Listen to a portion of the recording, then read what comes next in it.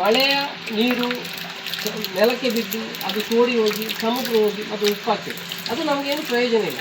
ಆದರೆ ಮಳೆಯ ನೀರನ್ನು ನಾವು ಇದೊಂದು ಡ್ರಮ್ 200 ಲೀಟರ್ ಇದೆ, ಅದರಲ್ಲಿ ನಾವೊಂದು ಹ್ಯಾಂಡ್ ಮೇಡ್ ಒಂದು ಫಿಲ್ಟ್ರ್ ಮಾಡಿದ್ದೇವೆ. ನಾವು ತೋರಿಸಿದ ಹಾಗೆ ಆ ಫಿಲ್ಟ್ರ್ ಮೇಲೆ ನಾವು ಒಂದು ಜಲ್ಲಿ ಹಾಕಿದ್ದೇವೆ.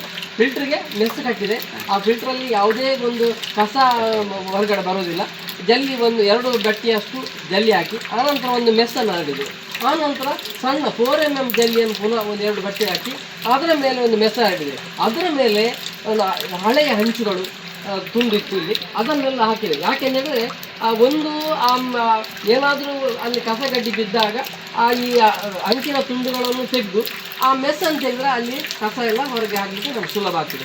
ಎರಡನೇದು, ಯಾವನಾದರೂ ನಮಗೆ ಬೇಡದ ವಿಷ ಏನಾದರೂ ವಸ್ತುಗಳು ಏನಾದರೂ ಇಲ್ಲಿ ನೀರಿನಲ್ಲಿ ಬಂದರೆ ಕೂಡಲೇ ಈ ಮಣ್ಣಿನ ಏನು ಇದೆ ಹಂಚಿ ತುಂಡುಗಳಿದೆ ಅದು ಹೀರ್ಕೊಳ್ಳಿದ್ರೆ ನಮಗೆ ಆರೋಗ್ಯಕ್ಕೆ ಅಪಾಯ ಆಗುತ್ತದೆ. ಅದು ನಮ್ಮ ಈ ರೀತಿಯಾಗಿ ನಾವು ಇಲ್ಲಿ ನಮ್ಮ ಪ್ರವೀಣರ ಒಂದು ಮನೆಯ ಮಾಡಿನ ನೀರು, ಅದು ಆ್ಯಕ್ಚುಲಿ ಅದು ಇಲ್ಲೇ ಹೋಗುವಂಥ ನೀರು, ಏನು ಪ್ರಯೋಜನ.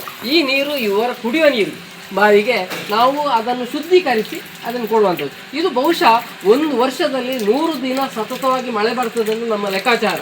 100 ದಿನ ಅಂದರೆ ಒಂದು ದಿವಸ ಒಂದು ಇಂಚು ನೀರು ಪಂಪಿನಲ್ಲಿ 24 ಗಂಟೆ ಅಂತ ಹೇಳುವಾಗ ಬಹುಶಃ 100 ದಿನದಲ್ಲಿ ಎಷ್ಟಾಗ್ತದೆ ತುಂಬ ಲೆಕ್ಕ ಆಗ್ತದೆ.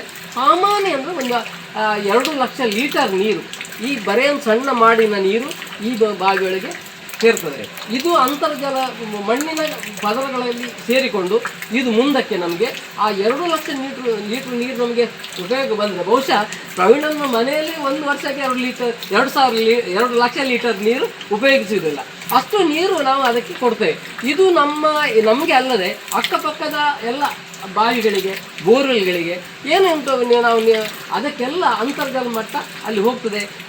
ನಮಗೆ ಮತ್ತು ಪ್ರವೀಣನಿಗೆ ಭೂಮಿಯಲ್ಲಿ ಒಂದು ಗಡಿ ರೇಖೆ ಇರ್ಬೋದು, ಆದರೆ ನೀರಿಗೆ ಅಂತರ್ಜಲದಲ್ಲಿ ಹರಿದು ಹೋಗುವಾಗ ನಮ್ಗೆ ಗಡಿ ರೇಖೆ ಇಲ್ಲ. ಅದರಿಂದ ಇದು ನೀವು ಪ್ರವೀಣನಿಗೆ ಒಂದು ಪ್ರಯೋಜನ ಆಗಲಿ ಎಂಬ ಒಂದು ನಿಟ್ಟಿನಲ್ಲಿ ದಿಶಾ ಟ್ರಸ್ಟ್ ವತಿಯಿಂದ ಒಂದು ಇದು ಜಲ ಮರುಪೂರಣ ಒಂದು ಘಟಕವನ್ನು ಸ್ಥಾಪನೆ ಮಾಡಿದ್ದೇವೆ. ಇದರಿಂದ ಅವರಿಗೆ ಪ್ರಯೋಜನ ಆಗಲಿ, ಅವರ ಕುಟುಂಬಕ್ಕೆ ಪ್ರಯೋಜನ ಆಗಲಿ, ಹಾಗೆ ಇದರ ಸುತ್ತಮುತ್ತಲಿನ ಜನರಿಗೆ ಪ್ರಯೋಜನ ಆಗಲಿ ಎಂಬ ಒಂದು ಆಶಯವನ್ನು ಮಾಡಿದೆ. ಅವರಿಗೆ ಒಳಿತಾಗಲಿ ಅಂತ ನಾನು ಪ್ರಾರ್ಥಿಸ್ತೇನೆ.